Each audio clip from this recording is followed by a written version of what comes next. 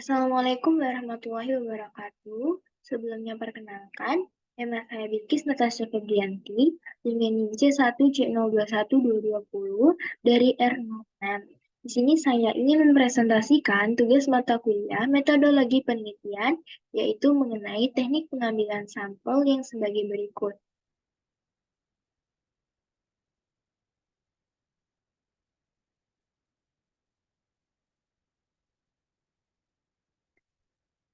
Pokok pembahasan kita kali ini, yang pertama yaitu mengenai pengertian dari sampel, lalu yang kedua ada tujuan dari pengambilan sampel, lalu yang ketiga ada ukuran dan syarat dalam pengambilan sampel, dan yang terakhir ada macam teknik pengambilan sampel.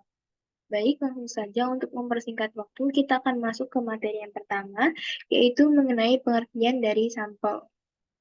Menurut Sugiono, pada tahun 2017 dalam bukunya pada halaman 81 dijelaskan bahwa sampel ialah bagian dari populasi yang menjadi sumber data dalam penelitian, di mana populasi merupakan bagian dari jumlah karakteristik yang dimiliki oleh populasi. Teknik sampling sendiri, menurut Sugiono, pada tahun 2016 dalam bukunya pada halaman 81, ialah teknik pengambilan sampel untuk menentukan sampel yang akan digunakan. Beberapa ahli juga menerangkan seperti Amir et al. Pada tahun 2009 menegaskan bahwa sampling adalah proses pengambilan data dengan contoh atau sampel dari sebagian populasi. Jadi bagian yang diambil dari populasi yang menjadi objek penelitian sesungguhnya disebut contoh atau sampel. Sedangkan metodologi atau proses untuk memilih dan mengambil individu-individu yang masuk akal menjadi sampel yang representatif dikatakan atau disebut dengan sampling.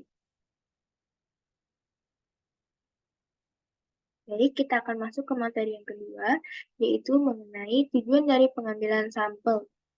Menurut Amir et al., pada tahun 2009 menerangkan ada beberapa alasan yang mendasari para peneliti mengambil sampel saja dalam memprediksi populasi.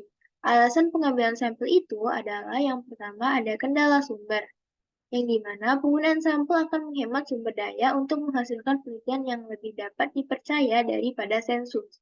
Lalu yang kedua ada kecepatan. Melalui desain sampel yang baik dan tepat, peneliti akan memperoleh data yang akurat dengan tingkat kesalahan yang relatif rendah. Lalu yang terakhir adalah pengukuran destruktif. Dengan pengukuran destruktif, peneliti dapat mengetahui data dengan baik daripada melakukan pengukuran dengan populasi. Sedangkan menurut beberapa ahli lain, tujuan pengambilan sampel salah satunya yaitu menurut Sugeng dalam Tahir pada tahun 2011 dalam bukunya pada halaman 37 diterangkan juga bahwa yang tujuan dari pengambilan sampel yang pertama yaitu ada mengurangi jumlah objek atau orang yang diteliti, jumlah tenaga yang terlihat, waktu yang diperlukan, dan biaya yang harus dikeluarkan. Lalu yang kedua ada membuat simpulan atau ringkasan dari fenomena yang sangat banyak jumlahnya. Lalu yang terakhir yaitu ada menonjolkan sifat-sifat umum dari populasi, ciri-ciri khas individu yang diabaikan.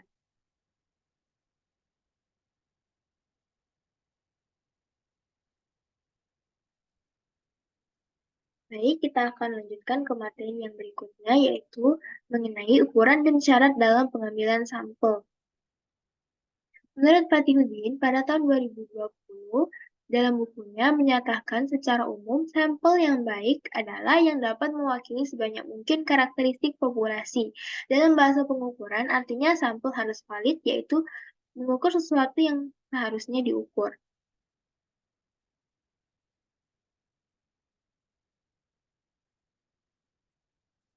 Sedangkan untuk pedoman penentuan jumlah sampel menurut Rosce atau Umas Sekaran pada tahun 1992 adalah sebagai berikut.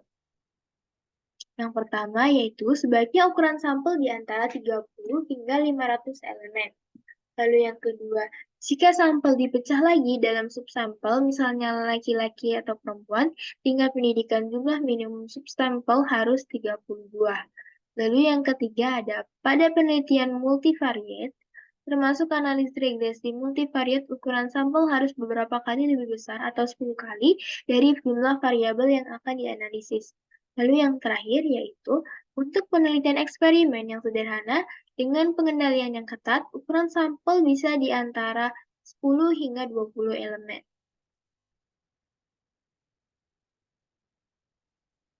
Jadi kita akan masuk ke materi yang terakhir, yaitu mengenai macam-macam teknik pengambilan sampel.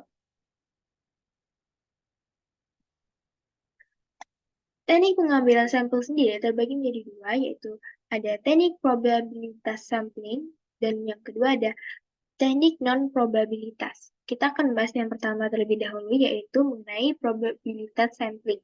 Adalah sampel dengan probability atau dengan peluang atau probability sampling adalah metode sampling yang memberi kemungkinan yang sama bagi setiap unsur dalam populasi untuk dipilih sebagai sampel. Sedangkan untuk teknik pengambilan sampel non-probabilitas atau sampling non-probability dilakukan adalah sampling yang dilakukan juga untuk memperoleh suatu kesan umum tentang ciri-ciri manusia yang tinggal di suatu daerah. Dengan kata lain, cara ini sering dilakukan untuk penelitian yang bersifat eksploratoris. Berdasarkan studi ini, peneliti mendapat keterangan yang lebih banyak tentang populasi. Oleh karena itu, dapat dilakukan studi yang lebih sistematis dengan menggunakan sampling acak.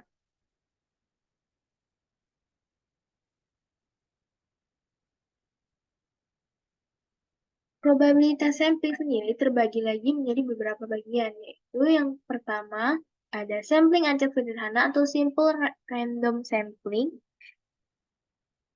yang disingkat SAS atau SRS, adalah suatu teknik pengambilan contoh atau sampel di mana setiap anggota dari populasi mempunyai kesempatan yang sama untuk dimasukkan sebagai contoh atau sampel. Lalu yang kedua ada sampling acak stratifikasi atau proportional stratified random sampling, yang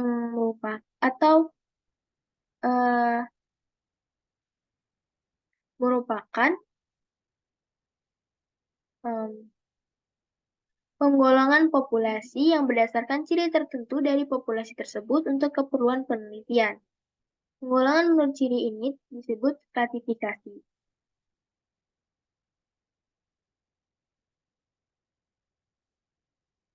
Lalu yang ketiga adalah sampling acak stratifikasi tak proporsional atau non-proportional stratified random sampling. Adalah sampling dengan cara ini hampir sama dengan sampling proporsional dengan stratifikasi. Perbedaannya adalah bahwa proporsi subkategorinya tidak didasarkan atas proporsi yang sebenarnya dalam populasi. Hal ini dilakukan karena subkategori tertentu terlampau sedikit jumlah sampelnya. Lalu yang keempat ada sampling dua tingkat atau two-stage cluster sampling, yang merupakan pengambilan sampel secara cluster atau cluster sampling dilakukan dengan membagi populasi dalam dua kelas atau tingkat atau stage. Dan yang terakhir ada sampel daerah. Adalah sampel yang dimana bila populasi tersebar di suatu daerah, setiap negara, provinsi, kota, madya, kabupaten, dan sebagainya, maka sampling dapat dilakukan berdasarkan daerah.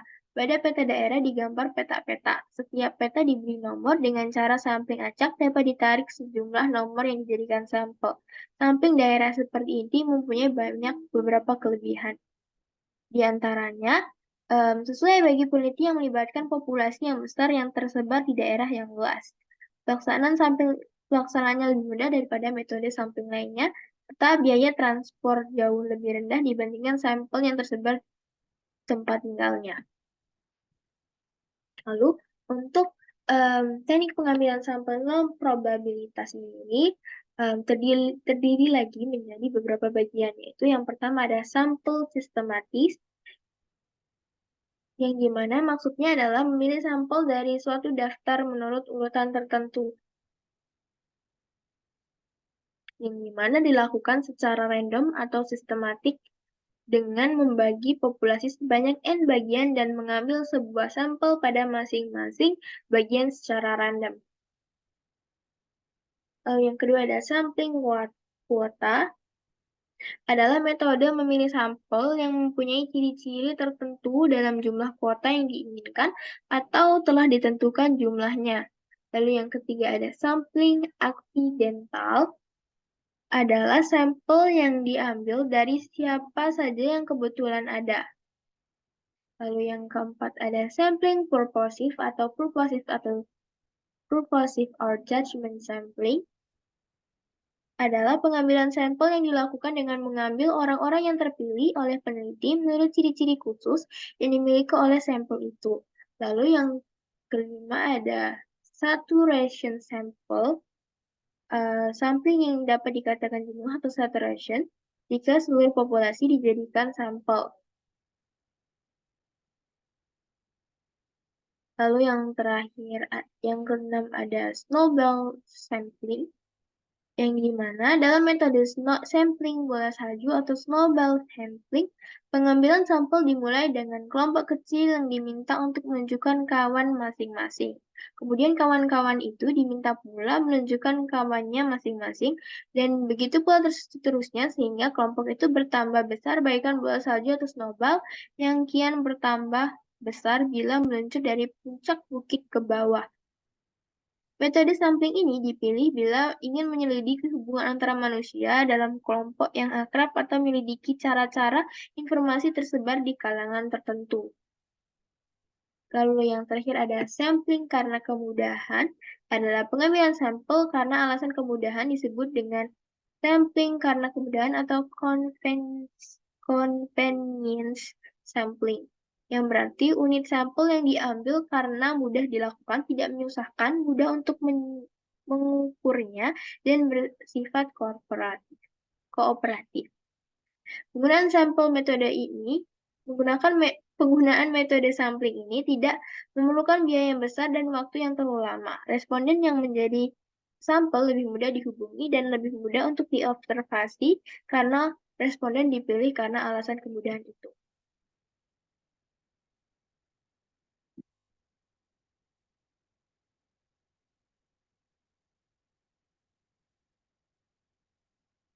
Baik, sekian dari materi saya kali ini. Apabila ada kesalahan saya mohon maaf. Saya akhiri. Wassalamualaikum warahmatullahi wabarakatuh.